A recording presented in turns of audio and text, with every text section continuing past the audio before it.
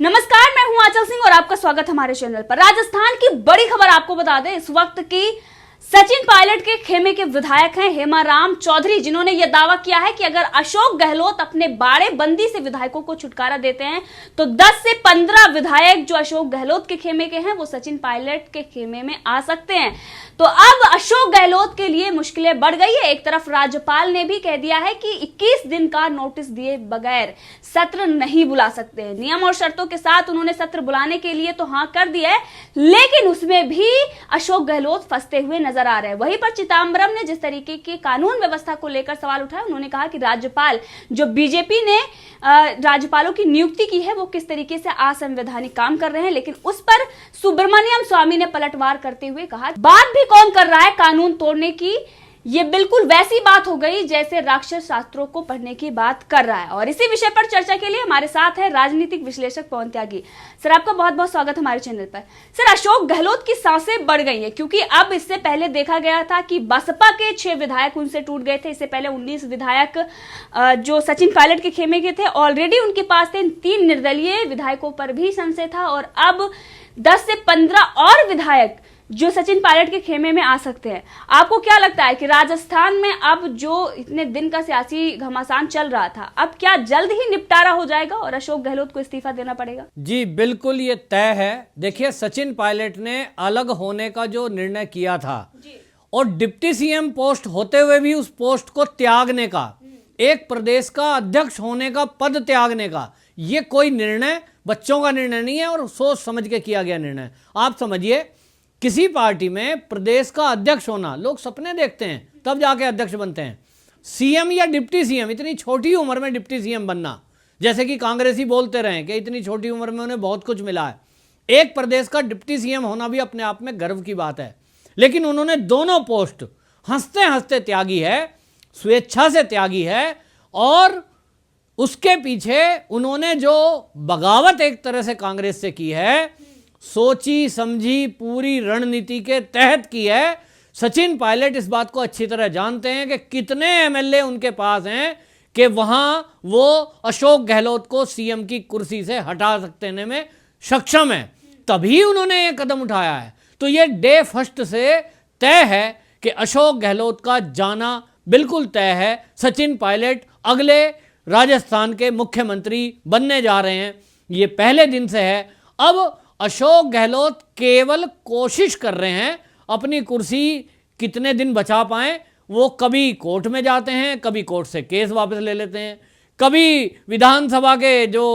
वो अध्यक्ष हैं वो जो है वो कहते हैं मान्यता रद्द कर दूंगा, कभी अपने फैसले पे वो कोर्ट में हार जाते हैं। और इस तरह से ये पुराने राजनीतिज्ञ ये फेल होते दिख रहे हैं। और आपने अभी बताया कि जिस तरह से पूर्व कांग्रेस के कानून मंत्रियों का कमेंट है कि ये जो है नियुक्ति पर सवाल उठा रहे हैं चिदम्बरम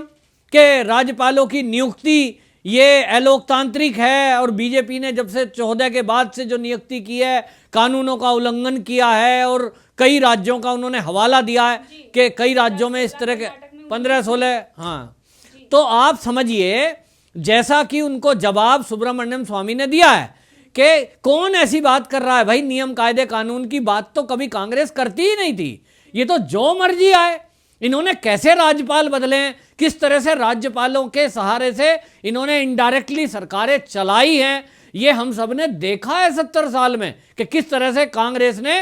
अपना पूरी दादागिरी दबदबा चलाया है। अब मौका दूसरा है तो अब ये कानून की दुहाई देने में लगे हैं। और इसलिए सुब्रमण्यम स्वामी का ये कहना कि राक्षस जो है शास्त्र पढ़ने की बात कर रहे हैं, ये इसी तरफ उन्होंने इशारा किया है, तंज कसा है कि ये कांग्रेसी जिन्होंने 70 साल में कितने कानून की धज्जियां तोड़ी, कितने प्रदेशों में इन्होंने भाजपा की सरकारें गिराकर उसमें राष्ट्रपति शासन लगाया, ऐसा कोई भी काम 2014 के बाद से मोदी सरकार ने आज तक किया नहीं है। ये लोकतांत्रिक तरीके से काम हो रहा है और लोकतांत्रिक तरीका यही है कि बहुमत किसके पास है। और अभी तक बहुमत की बात भाजपा ने कही नहीं है कि सिद्ध करो या हमारे पास है। ये केवल अभी कांग्रेस का अंदरूनी झगड़ा है जो अभी सड़क पे आया है और इसमें सचिन पायलट मजे हुए कलाकार की तरह, एक बने हुए राजनीतिक की तरह निकल करके सामने आए हैं, जिन्होंने ये सिद्ध कर दिया है। और अभी जो आज ये खबर आई है कि ये जो बाड़ेबंदी है ये तो पहले से पता है,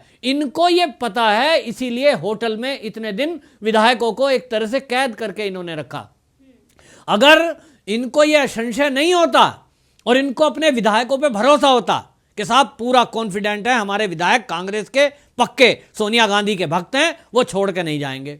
तो ये होटल में कैद ना करते। ये होटल में कैद इसीलिए करके रखे हैं, गेट पे बस खड़ी हो जाती है, वहां से राजभवन लाए, वापस फिर बैठ जाओ, फिर वहीं छोड़ दिया, जैसे छोटे बच्चों को कैद करके रखते हैं ना। इन्हें किसी भी विधायक पे भरोसा नहीं है, कांग्रेस वालों को अपने ही विधायक पे भरोसा नहीं है कि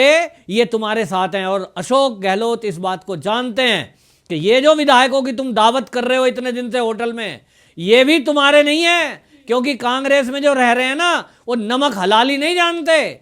वो तो तुम कितना ही खिला लो, वो जान रहे हैं कि किस लिए खिलाया जा रहा है, ताकि आपके पक्ष में वो वोट कर सकें। लेकिन अब सारे दाव उल्टे हो गए, कोर्ट में हो गए, कुछ राज्यपाल ने पटकनी दे दी, राज्यपाल को वो दबाव बनाने की कोशिश कर रहे थे, धरना प्रदर्शन करने की कोशिश कर रहे थे, तो किसी कानून के जानकार ने ही बताया होगा कि बेटा अब की बार अगर राजस्थान में तुम राजभवन गए ना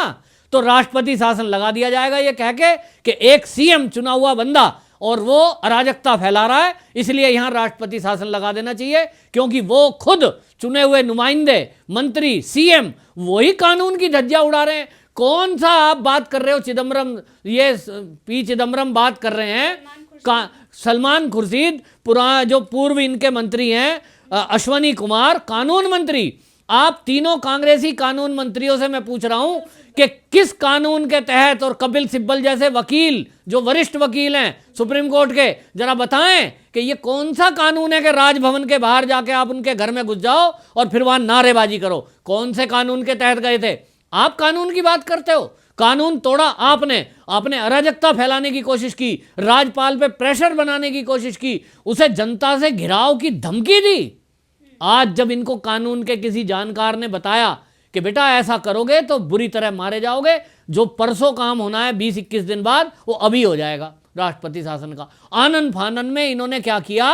बाकी जगह राज्यपालों के यहां धरने प्रदर्शन किए हैं, राजस्थान को छोड़ दिया है, क्योंकि इनको पता था कि आज अगर गए तो आज ही राष्ट्रपति शासन की घोषणा हो जाएगी। जी, वहीं पर राज्यपाल ने जो दिशा निर्देश दिए हैं, क्योंकि इससे पहले ये आरोप लगा रहे थे कि राज्यपाल दबाव में हैं, केंद्र सरकार के प्रेशर में वो काम नहीं कर रहे, जबकि ये दबाव उन पर बना रहे थे। तो कानून आखिर क्या कहता है, और वो राज्यपाल ने भी इनको याद दिलाया कि कानून के तहत ही जो दिशा निर्देश दिए गए हैं सर वो क्या। देखिए, कानून इनको पता है, जो राजनीति में है, एक बार भी कोई विधायक बन गया है उनको पता होता है कि 21 दिन का नोटिस देना अनिवार्य है। ये अशोक गहलोत को भी पता है, ये कांग्रेस के सिब्बल जी को भी पता है, ये चिदम्बरम को भी पता है, ये सारे कांग्रेसी जानते हैं। 70 साल शासन किया है साहब,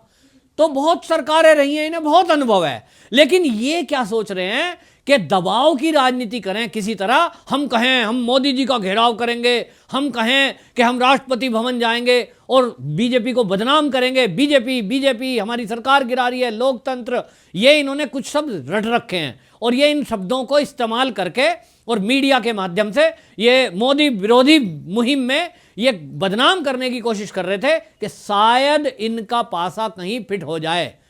और इसीलिए ये जो है दबाव की राजनीति कर रहे थे। नियम कायदा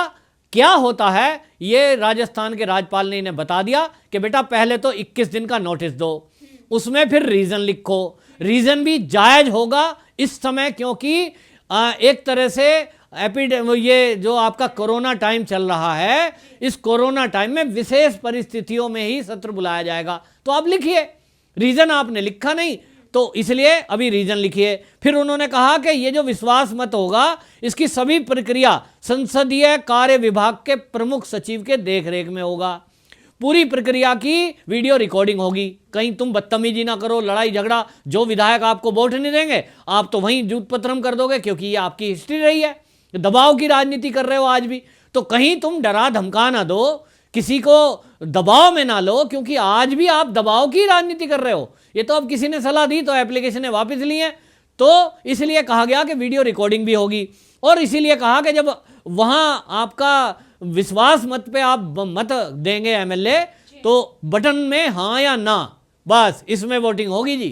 तो तीसरा इनको कहा गया कि सुप्रीम कोर्ट के अब से पहले जो फैसले आए हैं इस बारे में कि जहां जहां भी इस तरह का क्राइसिस आया है, जहां जहां भी विश्वास मत को आपने विशेष सत्र बुलाकर और हासिल करने की कोशिश की है, तो उसमें सुप्रीम कोर्ट क्या कहता है, पहले फैसले राज्यपाल जी ने कहा है राजस्थान के कि इनका भी अध्ययन आप करिए। फिर इन्होंने कहा कि कोरोना काल चल रहा है, 1000 के करीब कर्मचारी आपकी इस व्यवस्था में आएंगे, कुछ पुलिसकर्मी होंगे, कुछ विधानसभा के कर्मी होंगे और 200 के करीब आपके विधायक आएंगे। तो ये सब की व्यवस्था, लगभग 1200-1300 की व्यवस्था कोरोना काल में सोशल डिस्टेंसिंग का पालन किस तरह हो पाएगा भी कि नहीं, क्योंकि आज की बात है 21 दिन बाद क्या स्थिति राजस्थान में बनती है, क्योंकि जिस तरह से राजस्थान के सारे मंत्री और सीएम होटल में ऐश कर रहे हैं, व्यवस्थाएं देख नहीं रहे हैं, राम भरोसे छोड़ा हुआ है, तो इसलिए यह पता नहीं कि 21 दिन बाद कोरोना की क्या स्थिति होगी। और यदि कोरोना की स्थिति भयंकर हुई तो यह भी हो सकता है कि यह एप्लीकेशन 21 दिन का जो नोटिस पे यह विधानसभा सत्र बुलाने की इन्होंने दी है, राज्यपाल स्थिति का जायजा देखते हुए उसको कैंसिल भी कर सकते हैं, ये उनके अधिकार क्षेत्र में आता है। जी बिल्कुल। आपका बहुत बहुत धन्यवाद हमसे जुड़ने के लिए।